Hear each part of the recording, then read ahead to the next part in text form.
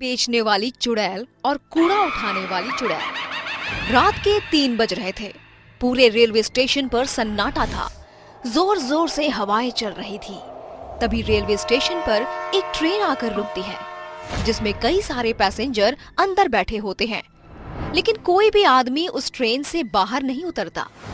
सभी लोग अपनी खिड़कियां बंद कर लेते हैं कि तभी अंदर से एक औरत अपने पति से कहती है, सुनिए जी, इस स्टेशन पर कोई उतर नहीं रहा, ट्रेन आगे क्यों नहीं बढ़ रही और सबने अपनी खिड़कियां क्यों बंद कर ली? कितनी गर्मी हो रही है, ऐसे तो मेरा दम घुट जाएगा। उसकी बात सुनकर तभी एक बूढ़ा आदमी कहता है, चुप करो, कुछ मत कहो।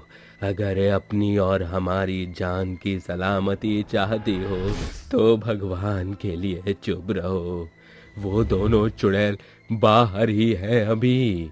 तभी उनके आगे वाले वीआईपी डब्बे में एक परिवार होता है जो नैनीताल से अपने गांव सहारनपुर जा रहा होता है। लेकिन एक राघव नाम का लड़का, मैंने पहली बार किसी स्टेशन पर इतना सन्नाटा देखा है।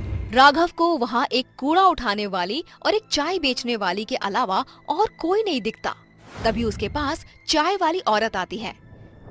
चाय, गरम चाय वाली, चाय गरम, चाय वाली साहब, गर्मा गरम चाय ले लो, चाय।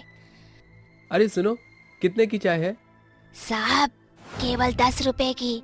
ऐसी चाय आपने कहीं नहीं पी होगी। राघव अपनी खिड़की से हाथ निकालकर उस औरत से चाय लेने लगता है, लेकिन वो औरत राघव का हाथ पकड़ लेती है और देखते ही देखते वो एक भयानक चुड़ैल बन जाती है। चुड़ैल, भगवान, ये चुड़ैल कहाँ से आ गई? बचाओ, अरे मुझे कोई बचाओ। चुड़ैल राघव का हाथ काट देती है, जिसके बाद कूड़ा उठाने वाली चुड़ैल उसकी मुंडी काटकर अपने बोरे में डाल लेती है। नहीं छोड़ूंगी, किसी को भी नहीं छोड़ूंगी, सबके सब मरेंगे। राघव के चिल्लाने की आवाज सुनकर डब्बे के सभी लोग जाग जाते हैं और ट्रेन के सभी पैसेंजर बहुत डर जाते हैं। और ट्रेन के चलने के बाद वो बूढ़ा आदमी उस औरत को बताता है, ये कुछ महीने पहले की बात है। संबलपुर गांव से 2 बहनें रीता और सीता शहर जा रही होती हैं। वो दोनों ट्रेन में बैठ जाती हैं, जिसके बाद ट्रेन चलने लगती है। तभी रीता सीता से कहती है, बहन, अगर चाचा ने हमें अपने घर में नहीं रखा तो हम इतने बड़े शहर में क्या करेंगे? देख बहन, हमें कुछ तो करना ही होगा, क्योंकि अब हमारे साथ हमारे माता पिता नहीं हैं जो हमारी देखभाल कर लेंगे। हमें खुद ही अपना ख्याल रखना होगा। उस स्टेशन पर एक कूड़ा उठाने वाला था और एक चाय बेचने वाला। ट्रेन के सभी पैसेंजर सो गए थे कि तभी सीता रीता से कहती है, बहन, बहुत जोरों की भूख लगी है, चलो चाय पीकर आते हैं। वो दोनों बहनें सुनसान स्टेशन पर ट्रेन से उतर जाती हैं, जिसके बाद सीता चाय लेने जाती है। वहीं रीता को प्यास लगती है, इसीलिए वो पानी पीने के लिए कूड़ा बिनने वाले से पूछती है, भाई साहब, मुझे बहुत जोरों से प्यास लगी है, क्या यहाँ पानी मिल जाएगा? कूड़ा बिनने वाला उसे बहुत ध्यान से देखता है, जिसके बाद वो उससे कहता है, उस कमरे में पीने के पानी की टोंटी लगी है, जाओ पी लो। रीता पानी पीने के लिए उस कमरे की तरफ जाने लगती है कि तभी वो कूड़ा बिनने वाला उसके पीछे पीछे आता है और कमरे का दरवाजा लगा देता है। अरे भाई साहब, ये तुम क्या कर रहे हो?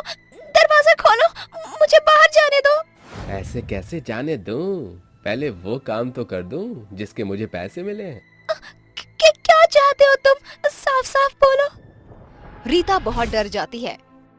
इतने में वो आदमी एक खंजर निकालता है और उसके दोनों हाथ और उसकी मुंडी काट देता है। रीता वहीं मर जाती है।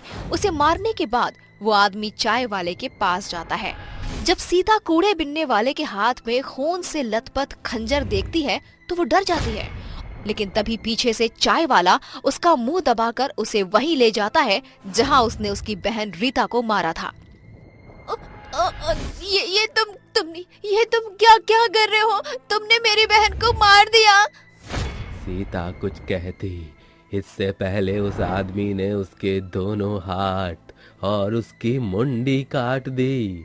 उस दिन दोनों बहनें मर जाती हैं। उनकी मौत क्यों हुई आज तक इस बात का पता नहीं चला। सरकार ने भी उन दोनों बहनों की मौत का पता नहीं लगाया, लेकिन उस दिन के बाद वो दोनों बहनें भयानक चुड़ैल बन गईं, जिसके बाद वो रेलवे स्टेशन से उतरने वाले हर एक पैसेंजर के हाथ और उनकी मुंडी काट देती हैं। लेकिन अगर ऐसे ही रहा तो वो दोनों चुड़ैल तो कई लोगों को मार देंगी।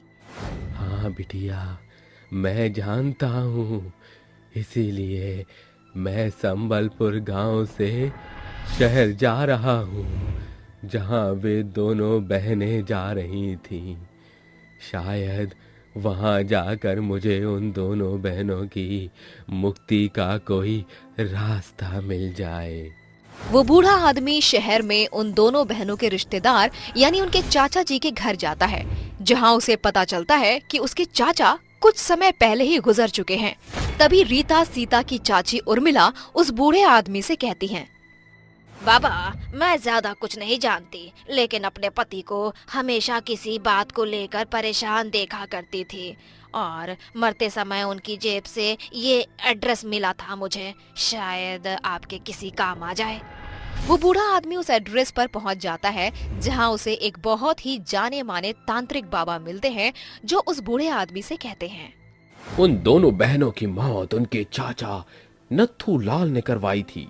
वो चाहते थे कि उनके मरने के बाद गांव की सारी जमीन वो हड़प ले, लेकिन उन दोनों बहनों की मौत के बाद वो दोनों चुड़ैल बन गईं और नत्थूलाल को रेलवे स्टेशन की कहानी पता चली तो उसे डर के मारे हार्ट अटैक आ गया।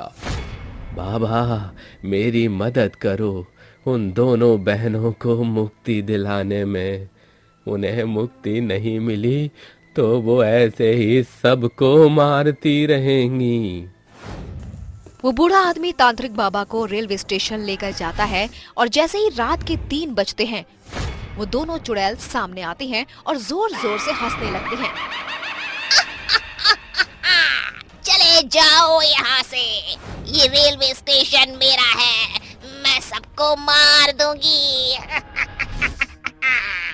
हम तो तुम्हें केवल यहाँ तुम्हारी मौत का कारण बताने आए थे। क्या? हमारी मौत का कारण? तांत्रिक उन दोनों को उनकी मौत का कारण बताता है, जिसे सुनकर वो दोनों रोने लगती हैं। तभी तांत्रिक बाबा उसके चाचा नाथूलाल की आत्मा को बुलाते हैं और इसके बाद नाथूलाल गिड़गिड़ाते हुए दोनों चुड़ैलों से माफी मांगता है। बिटिया, हमका माफ कर दो, हमसे बहुत बड़ी गलती हो गई। मुझे अपनी गलती का बहुत पछतावा है। जैसे मैं इस दुनिया को छोड़कर चला गया हूँ, तुम भी मुक्त हो जाओ।